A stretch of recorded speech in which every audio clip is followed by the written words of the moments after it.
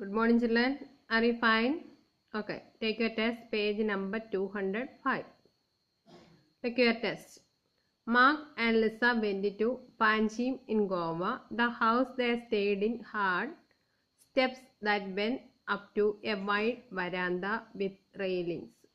Mark and Lisa went to Panjim in Goa. മാർക്കും ലിസയും എവിടേക്കാണ് പോയത്? ഗോവയിലേക്ക്. The house they stayed in had steps that went up to a wide veranda with railings.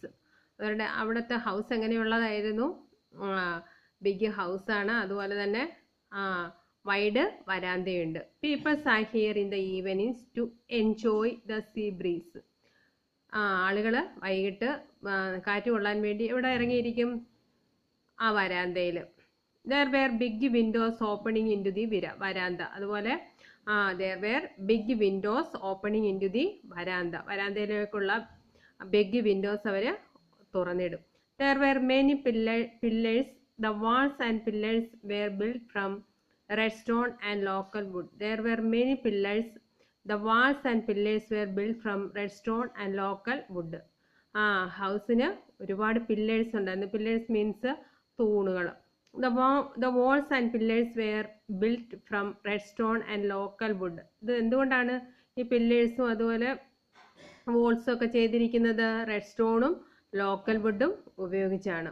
The roof was made with clay tiles. The roof was made with clay tiles. Roof എങ്ങനെയുള്ളതാണ്? Clay tiles ഉപയോഗിച്ചാണ് ചെയ്തിരിക്കുന്നത്. The house was suitable for the climate of Goa.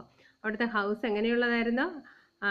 ഗോവയിലെ ക്ലൈമറ്റിന് യോജ്യമായ രീതിയിലുള്ള ഹൗസാണ് ഇവിടെ ഉണ്ടായിരുന്നത്,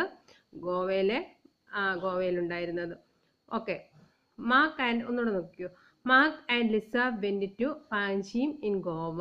the house they stayed in had steps that went up to a wide veranda with railings. People sat here in the evenings to enjoy the sea breeze. There were big windows opening into the veranda. There were many pillars. The walls and pillars were built from red stone and local wood. The roof was made with clay tiles. The house was suitable for the climate of the Goa. ഇത്രയൊന്ന് വായിക്കാൻ പഠിക്കുക. Okay, children? Thanks.